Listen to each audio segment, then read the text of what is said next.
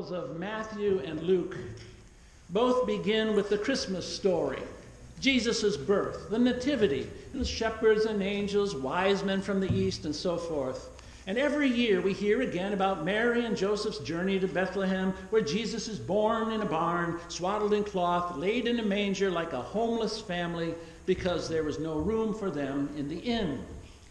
And then we hear, as we did last Sunday, about the Holy Family's flight into Egypt, seeking asylum from King Herod's terrorism, like refugees by the millions still do today. Apparently, there was some serious trauma in Jesus' earliest years. But then Matthew jumps ahead in his gospel, picking up Jesus' life story at the point where he encounters John the Baptist, when Jesus was 30 years old or so. And that's the point where the Gospels of Mark and John also begin.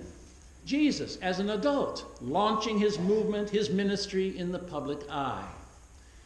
It's as though the childhood and teenage years could be ignored, omitted from the story as somehow irrelevant to Jesus' adult faith. The omission from the gospel record of Jesus' growing up years, what life was like for him with Jesus at home with Mary and Joseph, between his birth stories and his adult baptism, has led a lot of folks to dismiss the character of Joseph, Jesus' daddy, as irrelevant, invisible, almost forgotten. This past Monday in our Bible study, Lillian Baines pointed out that Jesus' father, Mary's husband, Joseph, is never mentioned again in the Bible after the Christmas stories are over. It's almost like Joseph gets packed away with the angels and the ornaments until next year. She brought with her a little wooden tree ornament with the phrase, "Joseph, not forgotten." Well, Lillian, for you and for others who have that same concern, this Sunday and next, we're going to talk about how Jesus grew up like a normal kid, with his mama Mary and his papa Joseph and his younger brothers and sisters. And as I see it, the real issue is the gospel writers' ignoring of Jesus' childhood and teenage years, leaving them out as though they're irrelevant to the adult Jesus. And unfortunately, the church has done that to children for a long time, sending them away until they grow up, making them wait until they're older before they can take communion, for example, or wait until confirmation age before they're allowed to be baptized, or waiting until they're all grown up to make their testimony of faith and join the adult church as full members. Yeah, now they count for something. I'm glad that our congregation says nonsense to such traditions. Kids are important parts of the life of the church. They're not just the future of the church, although they are that too. Right now, here at Alpena's first and oldest church, where I was nurtured in my own growing up faith, we believe that young people are worth investing in.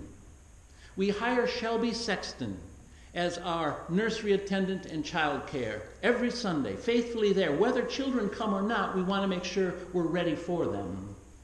And we hire Jeffrey Mindock to provide both a Sunday school experience and also our after-school kids fun club on Wednesday. And today, because there are no children present, Jeffrey gets to actually hear a sermon. Welcome. We hope in time that we together will grow a youth group again, a pilgrim fellowship with new activities. We are already part of the Alpena Community Ecumenical Summer Vacation Bible School. Of all the four Gospels in our Bible, only Luke concerns himself with the childhood of Jesus. And since stories of Jesus' youth are so few, I'm not surprised that most folks believe that only the birth at Christmas and then his adult rebirth at baptism are what launched Jesus into ministry.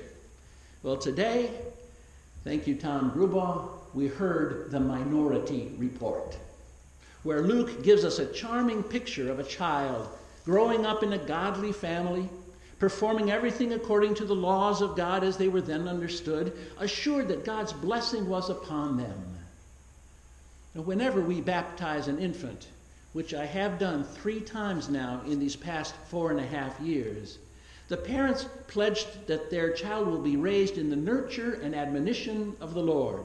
Now, admonition is a really big word, but it simply means the teachings and principles and discipleship, the discipline of Christianity. Admonition is what we tell kids about right from wrong and why we do what we do. Admonition. Nurture, on the other hand, is not quite so direct. The image of nurture is of nourishing, kind of like a plant, so that it has the environment in order to grow naturally.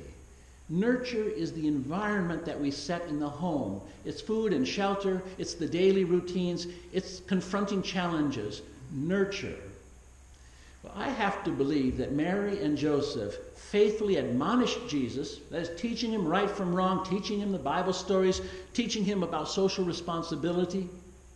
But they also did a good job of nurturing Jesus, because Luke tells us in the opening verse in today's reading, and I quote, "The child grew and became strong, filled with wisdom, and the favor of God was upon him."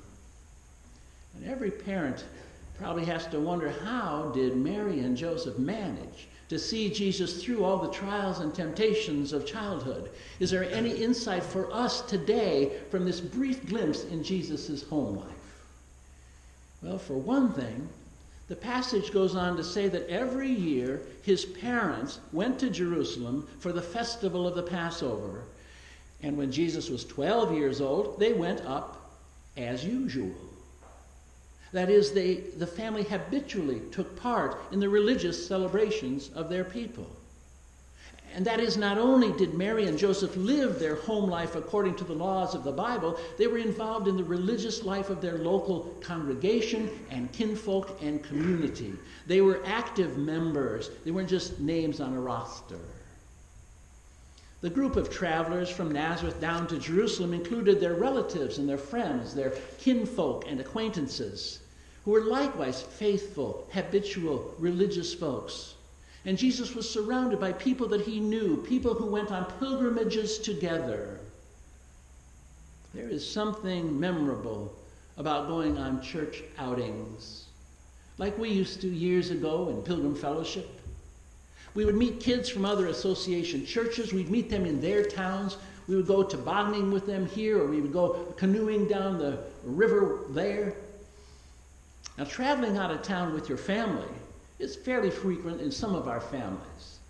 But to go on an overnight trip with one's church family, with one's youth group instead of one's parents, that's a bit out of the ordinary. Church trips are designed to be memorable. And according to Luke's gospel, Jesus did it when he was 12 years old. And just so that you know, this coming year, 2018, we will organize 5 or 6 such day trips for our church members of all ages to go visit some of our other association churches, to go visit some of the ministries that we support, have a meal out together, travel together, come back together. Memorable, meaningful. They may not be overnight activities, but we're going to do them, because that's part of the Jesus story too. In addition, there's a regional youth event next summer down at Elmhurst College near Chicago for our UCC teenagers. Help get them involved, where 1,000 kids will be together, all from different UCC churches. That's memorable and meaningful. It seems to me the way that Mary and Joseph lived their faith must have seemed exciting and interesting to young Jesus. Otherwise, if it had been dull drudgery, a resistant, begrudging obedience that brought Jesus to the temple, you'd bet he'd be the first one tugging at his parents' sleeves. Let's get on, come on, let's get on home. Instead, Luke tells us his parents found him sitting among the teachers of the temple, listening to them and asking them questions. And for a boy of 12, that's a 5th grader. Luke says Jesus showed some amazing understanding in his answers. And frankly, I like the fact that Jesus is portrayed as asking hard questions, not just giving smart answers. So I think our young people do a service to us if they can hold our feet to the fire, if they can make us adults live up to our ideals, if they can ask us the tough questions that we like to avoid. That's more like the precocious Jesus that I meet when I read Luke's story. And then the passage ends with the statement, Jesus increased in wisdom and stature, growing in size and in years, in divine and human favor. That's a good report about him. It'd be like one of your kids bringing home all A's or showing good citizenship and well-liked by his peers. But what does that report about Jesus have anything to do with us today? How can we apply what is said about Jesus' growing up to any of us? Well, first, it seems to me that Jesus went through the same stages of growth and development that all of us have to go through as we mature. Increasing in knowledge, increasing in size, increasing in years, just as our kids do, like the little picture book that I shared of my own childhood. In his first year of life, baby Jesus was swaddled in cloth diapers, as were we all, nursing on milk.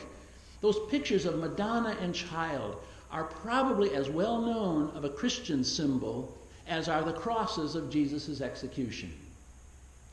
In that first year of life, in addition to feeding and sleeping, Jesus would have to master the basics of perceiving the world around him, making sense of it, manipulating it through trial and error, clumsy efforts at locomotion, right? Trying to learn how to stand on his own two legs, learning how to walk, things you do with your kids and your grandkids, interacting with people around him.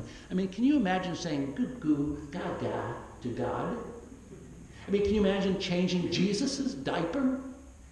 Did Jesus cry? Well, if he's a normal baby, yes, I'm sure he did cry. And by age 2, he would be developing the basics of a spoken language. Aramaic was the native tongue in the Middle Eastern society. That was the language of Mary and Joseph that they normally would speak in their town of Nazareth. Formal biblical Hebrew was used in the religious settings. And then social elites like Herod and the business people, they would have used Koine Greek, which is the language that Luke wrote his gospel.